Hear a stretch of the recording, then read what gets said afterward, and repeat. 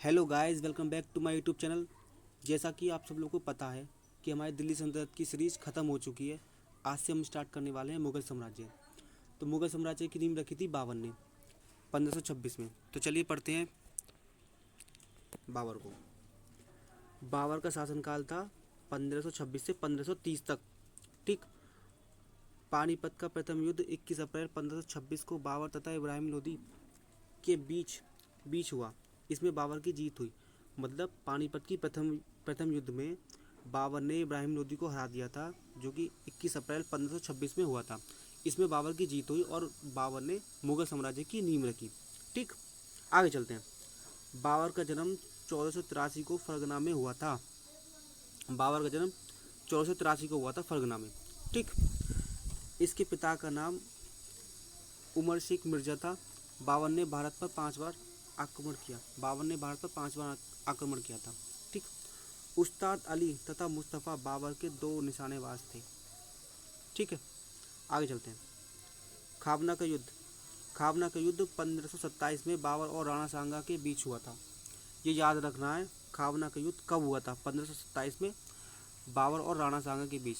मतलब यहाँ से क्वेश्चन बनते रहते हैं, डेट डेट से बहुत ज़्यादा क्वेश्चन बनते हैं। जैसे किसके बीच हुआ था खाबना का युद्ध, कब हुआ था, कौन जीता था इसमें, किसको पराजित किया था, ये सब बनते हैं। और जैसे ही ये पानीपत का प्रथम युद्ध, ये याद रखना हमेशा, ये तो पूछता ही है। यहाँ से क्वेश्चन बनता रहता है कि बाबर ने इब्राहिम लोदी को कब हराया या फिर किस लड़ाई में हराया, ऐसे पूछता है। ठीक है। चलिए आगे चलते हैं।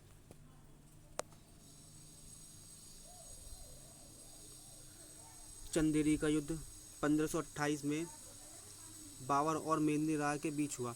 मतलब चंदेरी का युद्ध, ये भी याद रखना है कब हुआ था। मतलब डेट से बहुत ज़्यादा क्वेश्चन पूछता है यार, इन्हें लिख लो एक बार आप, तो और ज़्यादा अच्छा रहेगा। इनको लिखो, पढ़ो, बार बार रिवाइज करो, जब याद होती है ये। एक बार के याद करने से नहीं होती हैं। तुम बार बार पढ़ोगे जब तो याद होंगी। अगर एक बार तुम पढ़ लोगे उसके बाद रिवाइज ही नहीं करोगे तो वो तो सब बेकार है भाई। मतलब अगर तुम्हें ठीक से याद करनी है ये, तो इनको लिख लो एक बार, उनको बार बार रिवाइज करो, बस हो गया याद यार। और क्या है इसमें।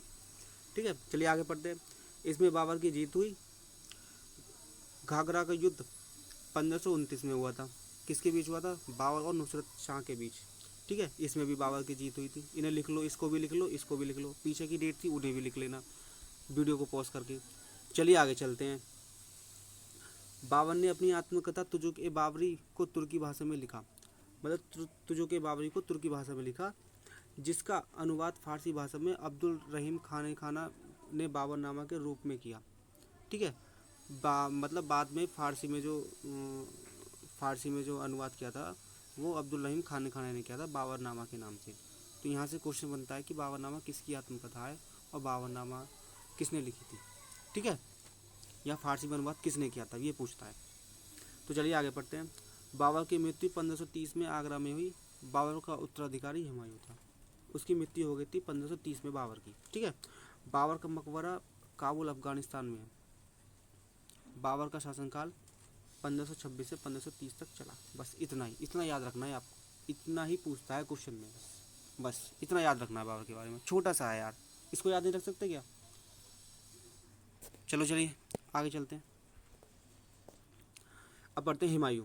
हुमायूं का शासनकाल 1530 से 1556 तक था। ठीक। पढ़ते हैं आगे। हुमायूं 1530 में गद्दी पर बैठा। 1533 ईस्वी में हुमायूं ने दिल्ली में दीनपरा नामक नगर की स्थापना की। 1533 में दीनपरा नामक